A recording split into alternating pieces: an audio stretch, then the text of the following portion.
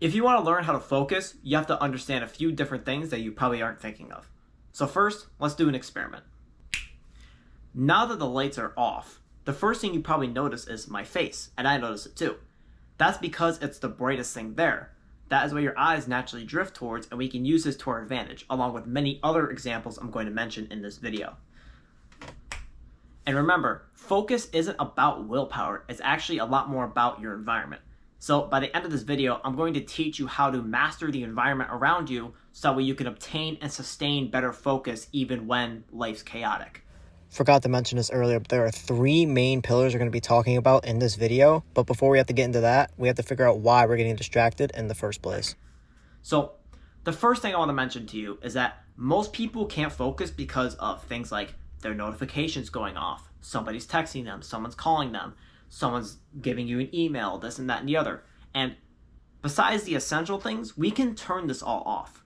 It's not like we have to have this on. The fear of missing out on something has been influenced into you by usually your parents or by someone who's close to you, who's influential in your life. That happened to me, and eventually I learned that really is not as important as you think it is. So if you turn it off, that is what's going to allow you to sustain focus. So the first pillar that I'm going to mention to you today is the environment. And I want to highlight that example I made in the intro where I turned off the lights and made you think about, oh, I actually see the brightest thing in the room.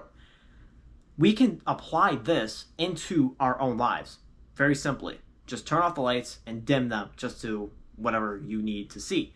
And a great example is that if I were to go and write an essay right now, what I would do if I wanted to get the maximum amount of focus, I would turn off my light, I would dim this light, and then I'd sit here with my laptop on and focus on the essay.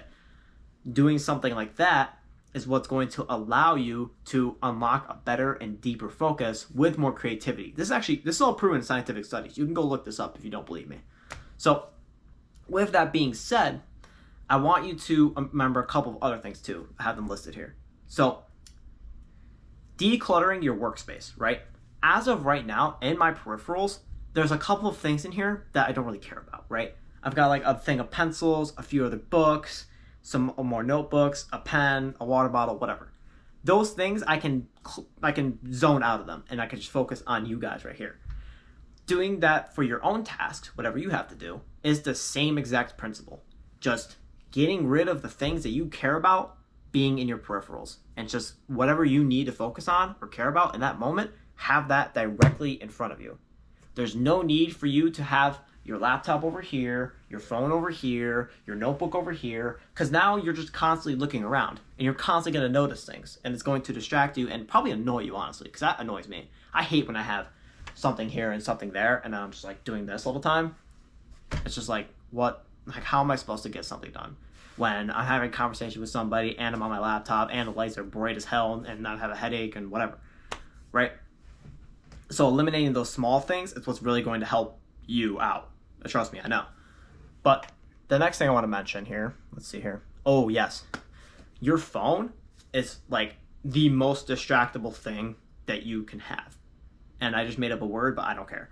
So with that being said, right, a cool thing I like to do to get rid of, texts, emails, calls, whatever, or just really anything in general that isn't essential, right? I would go through my phone and go through my contacts and be like, okay, you're not important, you're not important, you're not important. Just straight up, like, sorry, not sorry, but like, fuck off. I don't need your messages right now. So that's what I do. And another thing I like to do is grayscale. See, I have it, I have a bound right here. So where if I hold this, I can go between my regular and my grayscale. I hope you can see that well. But essentially, with that being said, that is what's going to allow you to reduce the dopamine and enjoyment you get from your phone, and then increase the dopamine and enjoyment you get from your laptop. That is what the environment's all about, because at the end of the day, whether we like it or not, our brains are wired to give dopamine as a reward for doing an action. And whatever is the most entertaining thing to us is what we will focus on, right? So remember when I mentioned that we want to minimize the barrier of entry for focus? That is what this is right here. Because if we keep our phone in this super colorful, vibrant place and it's right next to you, that's going to be annoying because you're going to be constantly picking it up, looking at it, going through social media, and you're going to be like, wow, that's a cool dog. Oh, wow, that guy's doing some crazy thing on a Reddable YouTube short or TikTok, whatever. Those things are going to distract you and annoy you. So turn them off, and then honestly, you can chuck your phone out the window. Who cares? So with that being said, no, I'm kidding. Don't chuck your phone out the window, actually. But remember, we want to control the access that we have to these things and not just our willpower. Because at the end of the day, some days you're going to wake up and you're going to feel like shit. And that's okay. But you still have to get shit done.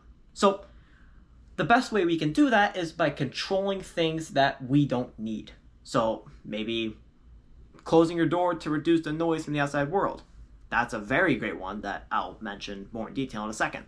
But the next thing I want to really talk about, actually, you know what? That is what I want to talk about. So my apologies, but the noise is a huge feature to keeping yourself focused. And what I mean is that if your parents have the TV on and it's loud as hell, because it probably is, it is for me, and I honestly don't know how they're not fully deaf.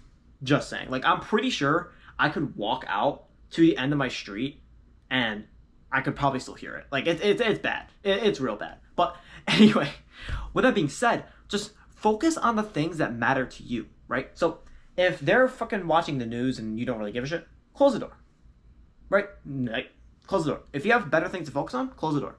Bang. That reduces the audio as much as it can, obviously.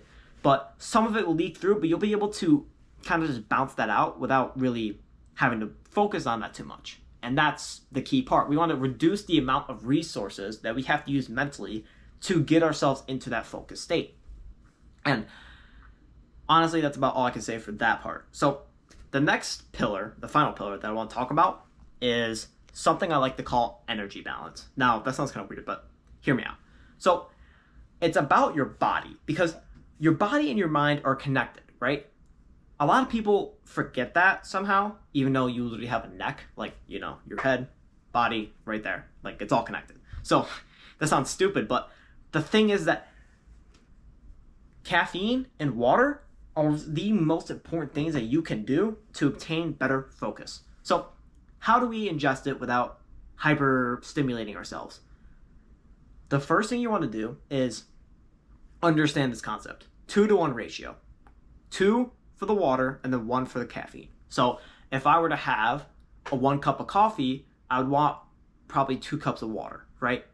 That balance is what's going to keep your brain from entering that foggy state where you can't really focus that well, but it's also going to help you hydrate. And with that, the alertness that comes from the caffeine, those two things combined will allow you to focus and really just dive deep into your brain. And if you combine them with the other steps from earlier, you can unlock better creativity and you can apply this into your life in really any scenario, as long as you can control the lights, right? So with that being said, I'm going to summarize the 3 steps here for you. The first one, build a distraction-free zone, right? So maybe you don't have a Triscuit box right next to you, right? Or maybe you don't have, like 13 different things that are in front of you. Guard digital inputs. That sounds really weird, but anyway. So your phone and your other electronics that you don't really need, just quietly shush them out of the way, right? Turn your phone to grayscale or do whatever you need to do so that way you can focus on your own tasks. And the next thing is balancing your energy and hydration so that way you can go into that state of focus without having to think about, oh, have I eaten something today? Or, oh, have I drank something today? You don't have to focus on that portion. And honestly, hunger is one of the main things that'll distract you from doing work. I'm sure we've all experienced it when we had to go sit down and do something, we had to have lunch and we're starving.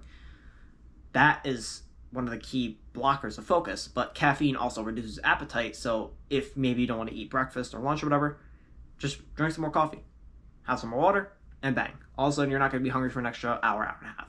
And you can use that time to obtain better focus and then apply it into your day-to-day life. So with that being said, focus isn't something you should be fighting for. It's something you should be able to obtain through your environment. And if this new perspective helped you, like the video and subscribe so that way you can see, well, not you, but other people can see this video and it can help them out as well. And if you know somebody who struggles from focus or anything like that, let them know about the video as well. And with that being said, thank you for watching, and I hope you have a blessed day.